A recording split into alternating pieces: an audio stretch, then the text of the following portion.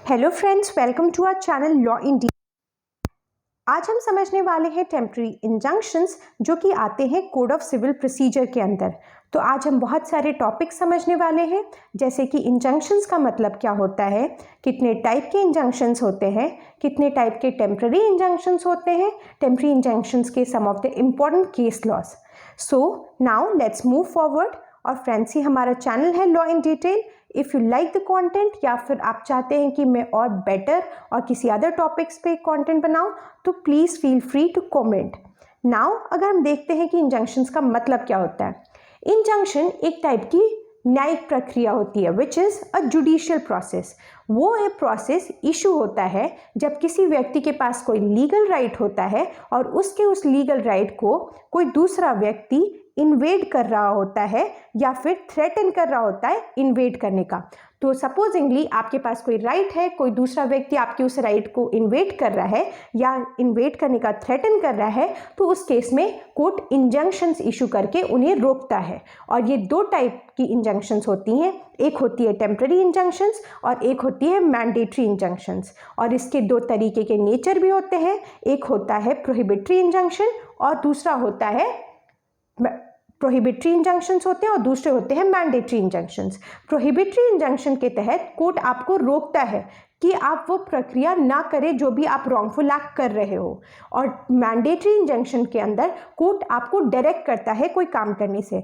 तो अब हमने चूंकि इंजंक्शंस का मतलब समझ लिया, अब हम सेकंड पॉइंट ये देखेंगे कि ये रेमेडी पर्सोनम में होती है। पर्सोनम का ये मतलब होता है कि जो बस पार्टीज होते हैं उन पे एप्लीकेबल होती है। तो अगर सूट ए और बी के बीच में है तो जो डिक्री आएगी वो ए और बी पे ही एप्लीकेबल होगी, और कल को सूट ए और सी के बीच में होता है तो फिर पहली वाली सूट की डिक्री सेकंड वाली सूट पे नहीं लगेगी। अब हम ये देखते हैं, ये डिस्क्रिशनरी नेचर की रिलीफ होती है। मतलब अब हम आगे पर चल के ये समझेंगे कि कौन कौन से कंडीशंस में टेम्पररी इंजंक्शंस ग्रांट हो सकती है, लेकिन वो ग्रांट करना कोर्ट की डिस्क्रिशन के ऊपर है। तो इनफैक्ट वो कंडीशंस फुलफिल हो रहे हैं, फिर भी ग्रांट करना है या नहीं करना है ये कोर्ट की डिस्क्रिशन है, जो कि वो एक्सरसाइज करेगा in accordance with the sound judicial principles. लेकिन अगर डिसोबे कर दिया आपने, तो अगर जिस व्यक्ति के अगेंस्ट इंजंक्शन हुआ था उसने डिसोबे कर दिया, तो डिसोबे करने के लिए उसके लिए पनिशमेंट्स भी दी हुई हैं जो ऑर्डर 39 के रूल 2A में है। तो ऑर्डर 39 का रूल 2A क्या पनिशमेंट दिखाता है कि वो जो व्यक्ति जिसने डिसोबे किया है उसको हम सिविल प्रिजन में भी डाल सकते हैं 3 मंथ्स तक, या फिर उसकी प्रॉपर्टी को 1 साल तक के लिए अटैच कर सकते हैं। लेकिन अगर 1 साल के बाद भी अगर वो जो डिसोबीडियंस था वो कंटिन्यू हो रहा है, उस केस में फिर उसकी प्रॉपर्टी सेल की जा सकती है। या तीसरा ऑप्शन ये होता है कोर्ट के पास कि वो उसको अरेस्ट भी कर ले और उसकी प्रॉपर्टी दो को अटैच कर ले, मतलब दोनों ही एक्सरसाइज करें। तो हमने ये देखा इंजंक्शंस का मतलब, नेचर और डिसोबीडियंस में उसकी पनिशमेंट। आगे चलते हुए हम ये देखेंगे कि जो इंजंक्शन होता है वो दो तरीके का होता है, परपेचुअल और टेम्पररी। आइए समझते हैं कि इनमें डिफरेंस क्या है। तो परपेचुअल इंजंक्शन जो होता है friends, that is permanent in nature, और टेम्पररी इंजंक्शन होता है वो आप नाम से ही समझ रहे हैं कि वो टेम्पररी होगा। मतलब जब तक कि दूसरा ऑर्डर नहीं पास हो जाता है या फिर वो जो टाइम कोर्ट ने दी थी जब तक वो टाइम कंटिन्यू कर रहा है तभी तक ये कंटिन्यू करेगा। ओके, सो ये टेम्पररी होता है नेचर में, जबकि परपेचुअल परमानेंट होता है नेचर में। परपेचुअल इंजंक्शन के लिए आपको एक सूट फाइल करना पड़ता है which is called a suit for perpetual injunction, लेकिन टेम्पररी इंजंक्शन एक एप्लीकेशन पे ही डिसाइड हो जाती है। अब आपके दिमाग में ये क्वेश्चन आ रहा होगा कि ये एप्लीकेशन हमें कौन से सूट में फाइल करना है। तो ये एप्लीकेशन आप किसी भी सूट में फाइल कर सकते हो, ज़रूरी नहीं है कि वो परपेचुअल इंजंक्शन का ही सूट हो। तो वो एप्लीकेशन आप specific performance, suit for recovery, possession, infringement of trademark, किसी भी तरीके का सूट हो उसमें आप टीआई की एप्लीकेशन मांग सकते हो, फाइल कर सकते हो। नेक्स्ट जो पॉइंट आता है परपेचुअल इंजंक्शन का, कि परपेचुअल इंजंक्शन टू की आपने सूट फाइल किया है तो कोर्ट इसमें एक डिक्री पास करता है, और टेम्पररी इंजंक्शंस में डिक्री नहीं पास होती है क्योंकि ये एप्लीकेशन पे फाइल हुआ है, तो कोर्ट एक ऑर्डर पास होता है। तो परपेचुअल इंजंक्शन डिक्री पे होता है और टेम्पररी इंजंक्शन पर एक ऑर्डर पास होता है। परपेचुअल इंजंक्शन फ्रेंड्स ये सीपीसी से नहीं गवर्न होता है, ये section 38 to 42 of specific relief act से गवर्न होता है। जबकि टेम्पररी इंजंक्शन देखें फ्रेंड्स तो that is govern by CPC के section 94 clause C and order 39 of CPC. Section 39 जो है वो एक इनेबलिंग प्रोविजन है और वो सप्लीमेंट्री प्रोसीडिंग्स प्रोवाइड करता है। सप्लीमेंट्री प्रोसीडिंग्स का ये मतलब हुआ कोई भी ऐसी प्रोसीडिंग्स जो मेन सूट की जो प्रोसीडिंग्स है उसको सप्लीमेंट कर रहा है, उसको हेल्प कर रहा है। तो टीआई का ऑर्डर भी जो मेन डिसीजन अराइव करने में हेल्प करता है पार्टीज़ को, तो ये एक तरीके की सप्लीमेंट्री प्रोसीडिंग्स होती है। और 94 सेक्शन 94 इनेबल करता है कि कोर्ट ऐसी प्रोसीडिंग्स करा सकता है। जबकि ऑर्डर 39 में बहुत सारे रूल्स दिए हुए हैं टेम्पररी इंजंक्शंस के लिए। तो हम ये देख सकते हैं टीआई सीपीसी के अंदर फाइल होता है, जबकि परपेचुअल इंजंक्शन एसआरए के अंदर। और जो परपेचुअल इंजंक्शन होता है उसका रिलीफ जनरली परमानेंट माना जाता है। डिक्री पर जो भी रिलीफ आई परमानेंट माना जाता है जब तक कि उसको अपील में रिवर्स न किया गया है। लेकिन टेम्पररी इंजंक्शंस की जो रिलीफ होती है वो परमानेंट नहीं होती है, वो बस स्टेटस को मेंटेन करने के लिए होती है ताकि सूट जो हमारा है वो खारिज ना हो जाए, जो सूट है वो वेस्ट ना चला जाए, वो इनफ्रक्चुअस ना हो जाए। इसको हम और अच्छे से समझेंगे नेक्स्ट स्लाइड्स में एग्जाम्पल्स के थ्रू। पहले हम ये समझ लेते हैं कि टेम्पररी इंजंक्शंस की डेफिनेशन कहाँ दी हुई है। तो फ्रेंड्स इसकी डेफिनेशन एसआरए के सेक्शन 37 क्लॉज 1 में दी हुई है, जहाँ पे ये बताया जाता है कि टेम्पररी इंजंक्शंस आर सच जो कि एक स्पेसिफाइड टाइम तक कंटिन्यू करते हैं, मतलब एक दिए गए समय के अंतर्गत कंटिन्यू करते हैं या जब तक फर्दर ऑर्डर न पास हो जाए। तो स्पेसिफाइड टाइम या फर्दर ऑर्डर से हमें ये समझ में आ पा रहा है कि परमानेंट नहीं होते नेचर में, ये कुछ टाइम के लिए बने होते हैं, hence the name temporary injunctions. और ये ग्रांट होते हैं at any stage of the suit. At any stage बहुत ही बड़ा वर्ड है फ्रेंड्स। एट एनी स्टेज से हमें ये समझ में आता है कि टीआई हम कोर्ट ग्रांट कर सकता है initial stage of the suit पे ही, later stage of the suit जैसे कि फाइनल आर्ग्यूमेंट्स के स्टेज पे भी, और इन फैक्ट अगर फाइनल आर्ग्यूमेंट कंक्लूड कर चुकी है, जजमेंट भी आ चुका है, उसके बाद भी अगर एग्जीक्यूशन में कोई प्रॉब्लम आ रही है तो एग्जीक्यूशन में भी टीआई क्लेम किया जा सकता है और कोर्ट एग्जीक्यूशन में भी टीआई ग्रांट करेगी। और ये जो रेगुलेट होता है ये सीपीसी के प्रावधानों से होता है, जैसा कि हमने देखा था सेक्शन 94 से होता है और ऑर्डर 39 से होता है। नाउ वील सी कि कौन से तरीके के सूट्स में, in which kind of suits TI can be filed. तो मैंने आपको फ्रेंड्स समझा रखा है कि किसी भी काइंड के सूट में आप फाइल कर सकते हो, ज़रूरी नहीं है कि वो पीआई का ही सूट हो। तो पीआई के अलावा आप सूट फॉर स्पेसिफिक पोजेशन हो, परफॉर्मेंस हो, पोजेशन हो, इन्फ्रिंजमेंट ऑफ ट्रेडमार्क हो, एक्सेट्रा सूट्स में भी आप एप्लीकेशन टीआई की फाइल कर सकते हो। अब हम समझते हैं कि टीआई का ऑब्जेक्ट क्या होता है। जो टेम्पररी इंजंक्शन एक टाइम के लिए दिया जाता है उसका ऑब्जेक्ट क्या होता है। ये एक तरीके की सप्लीमेंट्री प्रोसीडिंग्स है जो मेन प्रोसीडिंग्स को सप्लीमेंट करती हैं, और ये इसका मेन ऑब्जेक्ट होता है प्रिजर्व करना सब्जेक्ट मैटर एंड मेंटेन करना स्टेटस को until the conclusion of the case. क्योंकि फ्रेंड्स आप एक एग्जाम्पल के तहत समझो, अगर जिस प्रॉपर्टी के विवाद में हम दोनों, हमारे बीच सूट है, अगर वो प्रॉपर्टी डिमोलिश हो जाती है या फिर वो प्रॉपर्टी बेच दी जाती है तो हमारी सूट्स की कोई वैल्यू नहीं रहेगी। फिर हमारा ये जो प्रोसीडिंग्स रहेगा सारा वेस्ट हो जाएगा, इनफ्रक्चुअस हो जाएगा। तो इसीलिए ताकि कोई इसको डिमोलिश ना करे, कोई सेल ना करे, एलिनेट ना करे, इस चीज़ के लिए टेम्पररी इंजंक्शन दिया जाता है। तो बेसिकली ये होता है स्टेटस को मेंटेन करने के लिए। अब हम देखते हैं कि कौन से स्टेज पे फाइल हो सकता है। तो ये मैंने आपको ऑलरेडी समझा रखा है कि ये किसी भी स्टेज पे हो सकता है। इनफैक्ट जजमेंट के बाद ये एग्जीक्यूशन के स्टेज पे भी फाइल हो सकता है। नेक्स्ट हम ये समझते हैं कि क्या बस प्लेंटिफ इंटाइटल्ड होता है टीआई का एप्लीकेशन फाइल करने के लिए। तो फ्रेंड्स आपको ये समझना पड़ेगा कि जो प्लेंटिफ होता है जिसने सूट फाइल करी, ज़रूरी नहीं है कि वही बस टीआई क्लेम करे, क्योंकि स्टेटस को ऑल्टर कोई भी कर सकता है, प्लेंटिफ भी कर सकता है या फिर डिफेंडेंट भी कर सकता है। तो इसीलिए जो टेम्पररी इंजंक्शन का एप्लीकेशन है वो प्लेंटिफ और डिफेंडेंट दोनों कर सकते हैं। नेक्स्ट हम ये समझेंगे कि क्या ऑर्डर 39 जिसमें कि बहुत सारे रूल्स हैं एंड प्रोविजंस है रिलेटिंग टू टेम्परेरी इंजंक्शंस, वो कंक्लूसिव होते हैं टेम्परेरी इंजंक्शंस के ग्रांट के लिए।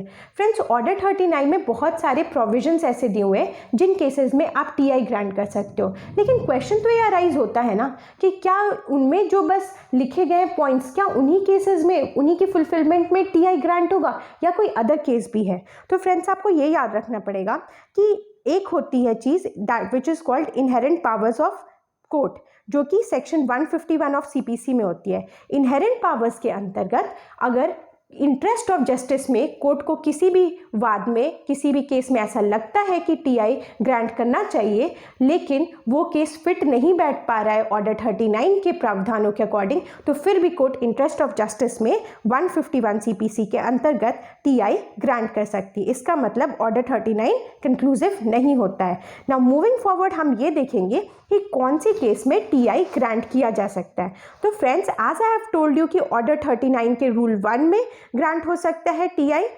देन ऑर्डर 39 के रूल 2 में भी ग्रांट हो सकता है। तो पहले हम ऑर्डर 39 का रूल 1 देखते हैं। तो ऑर्डर 39 रूल 1 वो स्पेशली प्रॉपर्टी से रिलेटेड है। यहाँ पे ये बोलता है दैट सब प्रॉपर्टी इन डिस्प्यूट, अगर वो वेस्ट हो रहा है या फिर एलिनेट किया जा रहा है किसी पार्टी के द्वारा या फिर रॉन्गफुली सेल किया जा रहा है, तो ये प्रॉपर्टी इन डिस्प्यूट का ये जो वर्ड है यहाँ मतलब है कि सब्जेक्ट मैटर, जो सब्जेक्ट मैटर है सूट का, अगर उसको वेस्ट हो रहा है, वो एलिनेट हो रहा है या फिर गलत तरीके से सेल किया जा रहा है, तो इस केस में भी कोर्ट टीआई ग्रांट कर सकता है। लेकिन ये जो दूसरा क्लॉज है बी, यहाँ पे बोला जा रहा है that the defendant threatens to remove or dispose of his property with a view to defraud his creditors. तो फ्रेंड्स, यहाँ पे आपको नोटिस करना पड़ेगा कि अनलाइक क्लॉज 1 यहाँ पे प्रॉपर्टी मेन सब्जेक्ट मैटर नहीं है। यहाँ पे जो मेन सब्जेक्ट मैटर है वो डेट अमाउंट, मतलब आपको किसी को कोई पैसे देने हैं which is a sort of a debt. तो अगर आपको डेट पे करना है और ताकि आप पे ना कर पाओ इसलिए आप अपनी प्रॉपर्टी को रिमूव या डिस्पोज ऑफ कर रहे हो, तो उस केस में भी कोर्ट टीआई ग्रांट कर सकता है आपके अगेंस्ट। तो यहाँ पे प्रॉपर्टी इन्वॉल्व है, यहाँ पे जो मेन चीज़ है वो आपका डेट अमाउंट इन्वॉल्व है, ओके, यहाँ पे डेट इन्वॉल्व है। और जो थर्ड चीज़ हम देख रहे हैं दैट द डिफेंडेंट, अगर डिफेंडेंट थ्रेटन कर रहा है कि वो प्लेंटिफ को डिस्पोजेस कर देगा उस प्रॉपर्टी से या फिर इंजरी कॉज कर देगा प्रॉपर्टी को, तो भी टीआई ग्रांट हो सकता है। तो फ्रेंड्स, ऑर्डर 39 के रूल 1 में हम 3 पॉइंट्स देखते हैं जब टीआई ग्रांट हो सकता है। पहले पॉइंट के अंतर्गत जहाँ पे प्रॉपर्टी को वेस्ट, एलिनेट या रॉन्गफुली सेल किया जा रहा है तो भी टीआई ग्रांट हो सकता है। बी क्लॉज में जहाँ पे एक डेट अमाउंट सब्जेक्ट मैटर में है और उस डेट अमाउंट को अवॉइड करने के लिए प्रॉपर्टी को हटाया जा रहा है, वहाँ भी टीआई ग्रांट हो सकता है। और अगर डिफेंडेंट ने थ्रेटन किया है प्लेंटिफ को कि वो उसको हटा देगा उस प्रॉपर्टी से या इंजरी कॉज कर देगा, वहाँ भी टीआई ग्रांट हो सकता है। नाउ मूविंग फॉरवर्ड, ऑर्डर 39 के रूल 2 में कब टीआई ग्रांट हो सकता है? टू रिस्ट्रेन करने के लिए डिफेंडेंट को from committing breach of contract और अदर इंजुरी। तो फ्रेंड्स, आप देख सकते हैं रूल 1 और रूल 2 में क्या डिफरेंस है। रूल 1 के जो तीनों क्लॉजेस थे ए, बी और सी, वो तीनों क्लॉजेस प्रॉपर्टी की इंजरी से रिलेटेड थे। तो इंजरी दो तरीके के हो सकते हैं, इंजरी प्रॉपर्टी वाले भी हो सकते हैं या फिर अदर इंजरीज भी हो सकते हैं। तो अगर प्रॉपर्टी वाले इंजरीज है तो ये रूल 1 में जाएंगे और ये अदर नेचर के इंजरीज है तो रूल 2 में भी आप टीआई ले सकते हो। थर्ड ये है फ्रेंड्स कि आप सेक्शन 151 में इनहेरेंट पावर के अंदर अगर आपका केस रूल 1 या रूल 2 के अंतर्गत नहीं आ रहा है, फिर भी कोर्ट को लगता है इंटरेस्ट ऑफ जस्टिस में टीआई मिलना चाहिए, तो 151 में इंटरेस्ट ऑफ जस्टिस में टीआई ऑर्डर कर सकता है। और डिसोबीडियंस का टीआई का क्या कॉन्सिक्वेंस होगा, ये रूल 2A में है ऑर्डर 39 के, ये हम ऑलरेडी कवर कर चुके हैं तो आप यहाँ से देख सकते हैं। Next we are coming to a landmark case of Seema Arshad Zaheer versus municipal corporation of greater Mumbai. तो हम समझते हैं फ्रेंड्स कि सीमा अरशद जहीर में क्या बोला गया। यहाँ पे बोला गया कि अगर सब्जेक्ट मैटर है कोई बिल्डिंग और अगर उस बिल्डिंग की डिमोलिशन हो रही है तो कोर्ट का जनरल टिल्ट ये होना चाहिए कि वो इंजंक्शन की ऑर्डर को पास कर दे। अगर नहीं हो करेगा वो पास तो कोर्ट जो सूट है वो इनफ्रक्चुअस हो जाता है, इसलिए जनरल टिल्ट ऑफ माइंड यही रहना चाहिए कि वो इंजंक्शन को पास कर दे। हाउएवर ये जनरल टिल्ट वो तभी यूज़ करेगा जब जो केस है वो प्राइमा फेसाई प्लेंटिफ के फेवर में है। लेकिन अगर वो प्राइमा फेसाई केस नहीं है तो आउट ऑफ सिंपैथी या हार्डशिप कोर्ट टीआई नहीं ग्रांट कर सकता है। मतलब डिमोलिशन में जनरल टिल्ट ये होना चाहिए कि कोर्ट टीआई ग्रांट कर दे, लेकिन टीआई ग्रांट करने के लिए प्राइमा फेसाई केस का होना बहुत आवश्यक है। नाउ मूविंग फॉरवर्ड, हम एक बहुत ही ज़्यादा लैंडमार्क केस देख रहे हैं, Gujarat bottling corporation limited versus coca cola company. तो फ्रेंड्स, ये one of the landmark case है from exams point of view. आइए देखते हैं इसमें जो ट्रिपल टेस्ट ले डाउन हुआ था। तो इन तीनों को हम ट्रिपल टेस्ट बोलते हैं फ्रेंड्स। तो these three are called the triple test. तो पहला पॉइंट ये है कि एक प्राइमा फेसाई केस होना चाहिए, which means there should be a bona fide dispute and contestable case. तो एप्लीकेंट के पास एक प्राइमा फेसाई मतलब जो डिस्प्यूट है वो बोना फाइडे होना चाहिए और कंटेस्टेबल केस होना चाहिए। इररिपेरेबल इंजरी होनी चाहिए एप्लीकेंट को अगर टीआई नहीं ग्रांट हुई। इररिपेरेबल इंजरी का ये मतलब है कि उस इंजरी को कॉस्ट के द्वारा कॉम्पनसेट नहीं किया जा सकता है।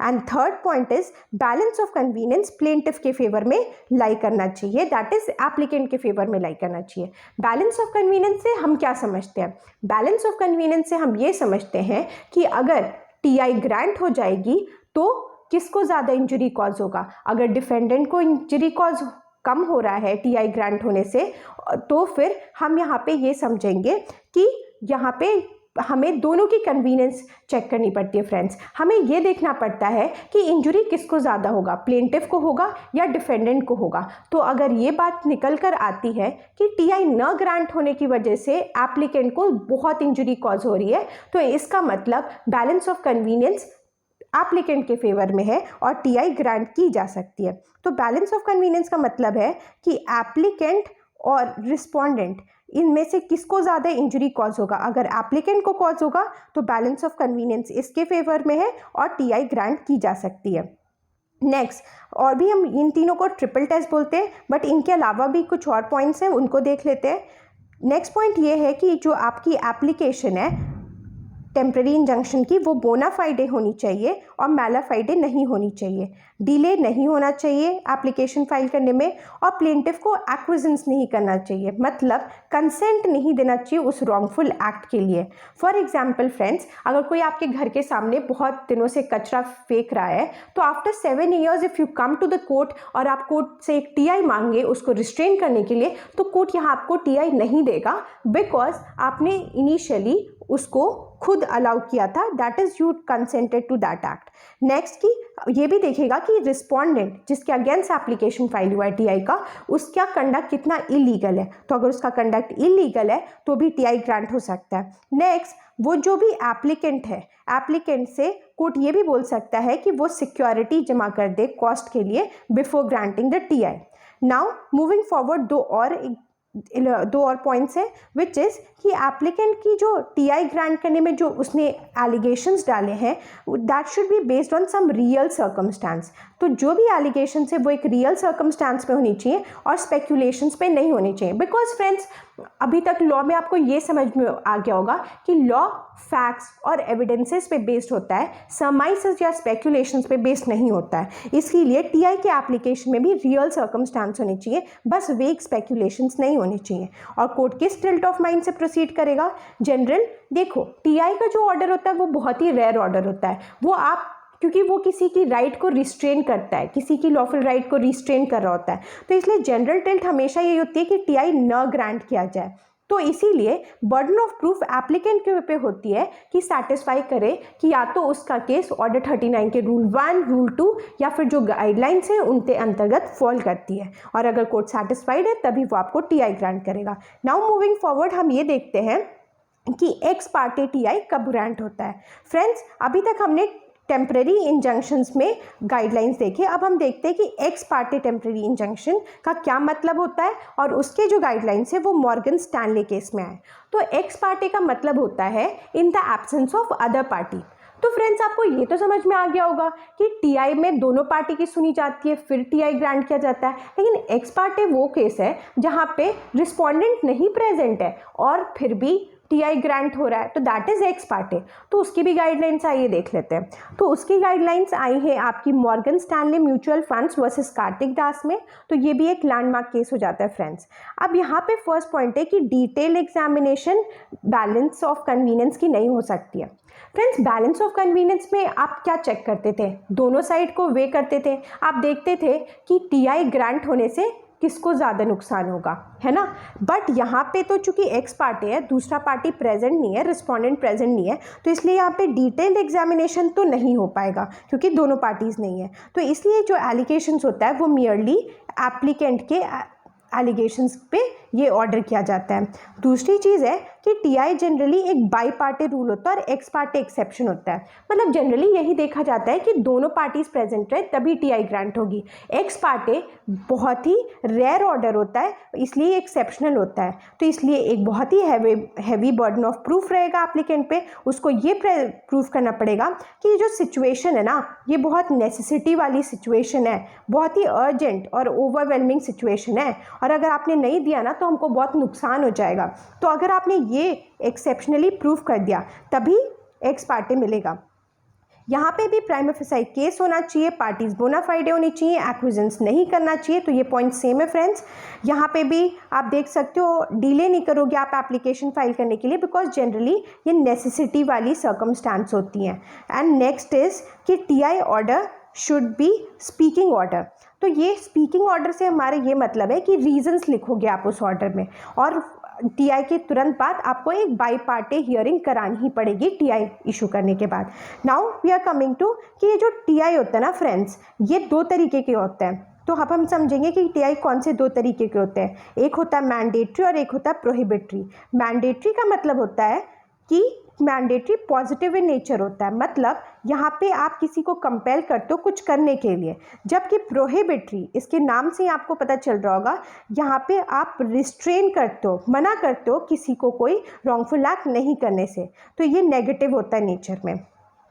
आगे बढ़ते हैं और हम देखते हैं कि ऑब्जेक्ट क्या होता है टेम्पररी मैंडेटरी इंजंक्शन का। तो अब हम स्टार्ट करने वाले टेम्पररी मैंडेटरी इंजंक्शन, जो कि पॉजिटिव होता है, जहाँ पे आप कंपेल कर रहे होते हो किसी एक्ट को, ठीक है। फॉर एग्जांपल ये बिल्डिंग जो इलीगली बनी है, ठीक है, इसको तुड़वाओ, या फिर जो बिल्डिंग सब्जेक्ट मैटर में है इसको अभी डिमोलिश करने का ऑर्डर रोको, पेड़ काटो, ठीक है। तो जो भी ऑर्डर होते हैं इस तरीके के, वो सब मैंडेटरी। तो टेम्पररी मैंडेटरी इंजंक्शन का ऑब्जेक्ट क्या होता है? ये होता है कि स्टेटस को एंटे को वापस से रिस्टोर कराना और अंडू करना वो एक्ट्स जो इलीगली कर दिए गए हैं, या फिर रिस्टोर करना वो एक्ट्स जो कि रॉन्गफुली हो गए हैं। नाउ आगे बढ़ते हम ये देखते हैं कि कौन से केसेस में टेम्पररी मैंडेटरी इंजंक्शन ग्रांट होता है फ्रेंड्स। ये बहुत ही रेयर ऑर्डर होता है, आपको ये समझना पड़ेगा कि बहुत ही रेयर ऑर्डर होता है। तो इसके लिए प्लेंटिफ को प्रूफ करना पड़ता है स्टेटस को एंटे की ऑल्टर हुआ है। मतलब आपको प्रूफ करना पड़ेगा कि जो सब्जेक्ट मैटर है ना, उसको ऑल्टर करने की कोशिश की गई है, और इंटरेस्ट ऑफ जस्टिस ये बोलता है कि इसको वापस से ठीक कर देना चाहिए, मतलब स्टेटस को वापस से रिस्टोर कर देना चाहिए। और ये बात आपको एक प्राइमा फेसाई प्रूफ करनी पड़ेगी, और यहाँ जो प्राइमा फेसाई रिक्वायरमेंट है वो प्रोहिबिटरी इंजंक्शन से ज़्यादा है, याद रखना है। मतलब प्रोहिबिटरी इंजंक्शन के लिए जो आप प्रूफ करते हो उससे ज़्यादा है। यहाँ पे भी आपको इरिपेरेबल लॉस प्रूफ करना पड़ेगा, और बैलेंस ऑफ कन्वीनियंस प्लेंटिफ के फेवर में ये प्रूफ करना पड़ेगा। अब हम आगे समझते हैं, यहाँ पे कुछ एग्जांपल्स है टेम्पररी मैंडेटरी इंजंक्शन के। For example pulling down a building, destruction, यहाँ पे आप कुछ कर रहे हो, याद रखना कंपेल हो रहा है कि आप बिल्डिंग को पुल डाउन करो, ठीक है। जो कॉपीराइट और ट्रेडमार्क को इन्फ्रिंज करते हो कॉपीज़ बनाएगी उसको डिस्ट्रॉय कर दो, ट्रीज़ को रिमूव कर दो, एक्सेट्रा एक्सेट्रा। नाउ अगर हम आगे बढ़ते हो हम ये देखते हैं कि मैंडेटरी इंजंक्शन के बहुत टाइप के मैंडेटरी इंजंक्शन देख लेते हैं। सबसे पहले आता है एंटन पिले ऑर्डर्स। तो एंटन पिले ऑर्डर्स किस टाइप के ऑर्डर्स होते हैं, हम ये देखते हैं कि एंटन पिले ऑर्डर्स किस टाइप के होते हैं। एंटन पिले ऑर्डर्स आया था एंटन पिले केजी वर्सेस मैन्युफैक्चरिंग प्रोसेसेस से। सो बेसिकली यहाँ पे कोर्ट क्या करता है कि प्लेंटिफ को एक टाइप का परमिशन दे देता है कि आप जाइए और डिफेंडेंट के प्रीमाइस में सर्च कीजिए, और सर्च करने के बाद अगर आपको कोई भी डॉक्यूमेंट्स या अदर आर्टिकल्स जो इंपॉर्टेंट लगते हैं उनके आप इंस्पेक्शन कर सकते हो और कस्टडी में ले सकते हो। तो बेसिकली एक एक्स पार्टी ऑर्डर होता है जो डिफेंडेंट को बिना बताए पास किया जाता है ताकि ये रिकवरी कराया जा सके। और अगर डिफेंडेंट अलाउ नहीं करता है प्लेंटिफ को अपनी प्रीमाइस में घुसने से तो फिर वो लायबल हो जाता है कंटेम्प्ट के लिए। लेकिन चूंकि ये बहुत ही रेयर ऑर्डर होता है तो इसके लिए आपको एक बहुत ही strong prima facie case prove करना पड़ेगा, बहुत ज़्यादा सीरियस डैमेज प्रूव करना पड़ेगा, और आपको ये भी कोर्ट को दिखाना पड़ेगा कि ये देखिए जज साहब हमारे पास क्लियर एविडेंस है कि डिफेंडेंट की पोजीशन में इंक्रिमिनेटिंग डॉक्यूमेंट्स हैं, और अगर हमने देरी की तो वो डॉक्यूमेंट्स पॉसिबिलिटी है कि वो डिस्ट्रॉय कर दी जाए। ओके, तो ये होता है एंटन पिलर ऑर्डर्स। नेक्स्ट हम समझते हैं कि मरेवा इंजंक्शन क्या होता है। मरेवा इंजंक्शन पास हुआ था आपके मरेवा कंपानिया निवेरिया एसे वर्सेस इंटरनेशनल बल्क कैरियर्स एसे। तो बेसिकली ये मनी क्लेम की रिकवरी के लिए होता है। आप याद रखोगे कि एंटन पिलर डॉक्यूमेंट या आर्टिकल्स के लिए होता है लेकिन मरेवा मनी क्लेम के लिए होता है। तो यहाँ पे भी अगर प्लेंटिफ के पास एक प्राइमा फेसाई केस है तो ये भी इंजंक्शन एक्स पार्टी ऑर्डर किया जा सकता है कि आप रोको डिफेंडेंट को from disposing of the assets. ये सेम चीज़ जो उसकी प्रॉपर्टी अटैच कर ली जाती है बिफोर जजमेंट ताकि वो अपने पैसे को दे कोर्ट में और भाग ना जाए। ये चीज़ ऑर्डर 38 रूल 5 में भी मिलेगी आपको फ्रेंड्स। अब हम आगे देखते हैं जॉन डो ऑर्डर्स। तो जॉन डो ऑर्डर्स को हम अशोक कुमार ऑर्डर्स भी बोलते हैं इंडिया में, और ये पास हुआ था पहली बार ताज टेलीविजन वर्सेस रंजन मंडा के केस में। और ये एक प्री इन्फ्रिंजमेंट रेमेडी है फ्रेंड्स, यहाँ पे गलत लिख गया है, ये एक प्री इन्फ्रिंजमेंट रेमेडी है, मतलब इंजंक्शन है, प्री इन्फ्रिंजमेंट इंजंक्शन है प्रोटेक्ट करने के लिए IPR of created artistic works like movie songs etcetera. तो बेसिकली आपने देखा होगा फ्रेंड्स कि मूवीज़ आने से पहले या सॉन्ग आने से पहले उनकी जो कॉपीज़ होती है इलीगल कॉपीज़ वो मार्केट में आ जाती है। तो उस चीज़ को रोकने के लिए ये जॉन डो ऑर्डर्स पास होते हैं, और ये एक एक्स्ट्राऑर्डिनरी ऑर्डर है क्योंकि किसी भी अननोन डिफेंड, क्योंकि यहाँ पता नहीं होता कि किसने कॉपी करा है, तो किसी भी अननोन डिफेंडेंट के अगेंस्ट पास हो सकता है और प्लेंटिफ इस ऑर्डर के तहत सर्च कर सकता है और सीज कर सकता है जितनी भी कॉपीज़ है वहाँ से। तो इसे हम जॉन डो ऑर्डर्स बोलते हैं फ्रेंड्स। फिर ये वीडियो खत्म हो गया। It was a long video but thank you for viewing this video. I hope you like it and thank you so much.